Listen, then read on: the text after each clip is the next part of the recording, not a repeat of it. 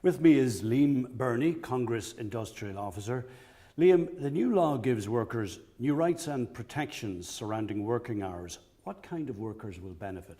Well, we estimate that the type of workers who will benefit from this new legislation are workers in low-paid, low-hour employment in sectors such as retail, hotel and hospitality, distribution and warehousing. Industries like that they're the type of workers who we believe in the first instance will benefit from this legislation. We perhaps think that in the longer term other workers might benefit from the legislation, but in the first instance it's that group of workers that we have targeted in terms of trying to develop a legislative response to precarious work. Now, you've been working with other people in Congress on this issue for the past 5 years or so. What kind of difficulties did these workers encounter? Well, the main difficulty that they encountered was because they had no certainty about their hours of work, they had no certainty about their income, and they had found it impossible to plan their daily normal working lives from one day to another or from one week to another. And even very rudimentary problems like because they had low income, well then they found it very difficult to access credit from normal places like credit unions and banks and stuff like that, and often ended up having to borrow money for day-to-day things that they had to pay for from moneylenders and stuff like that. So this piece of legislation will have a profound effect on people who were in that type of situation.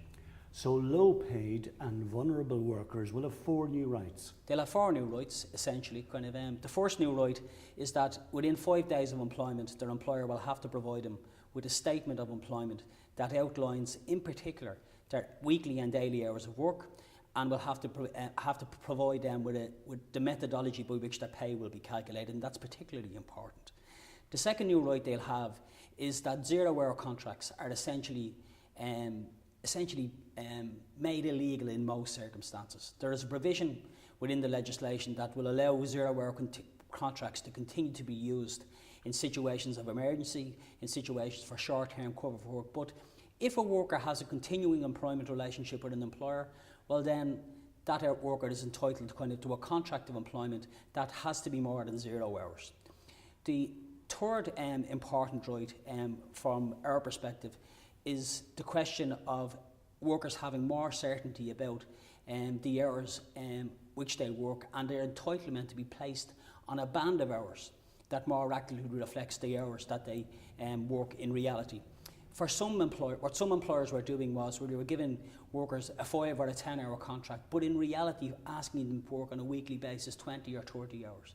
So what this new piece of legislation allows that worker to do is to make an application to their employer to be placed on a band of hours that more accurately reflects their actual hours of work. And they're the principal new rights that workers will get arising from this legislation.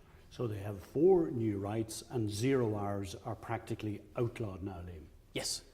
So how do they find out about rights? How do workers in low-paid and precarious jobs find out about their rights? The most effective way of workers vindicating their rights is to join a trade union, to have that trade union establish collective bargaining rights on their behalf, and to have that trade union work on their behalf. That's the most effective way of doing it.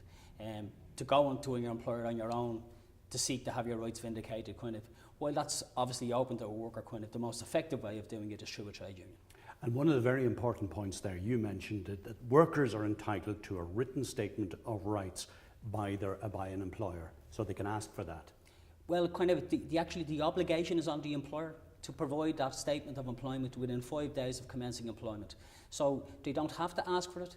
The obligation is on the employer to provide that statement of employment within 5 days of commencing employment, and if the employer doesn't provide that, it's an offence, and the worker can vindicate their right to that statement of employment through a process that's set out in the legislation, and a trade union can absolutely help a worker who hasn't been provided with that statement. And finally, Liam, where can workers find out about this new law?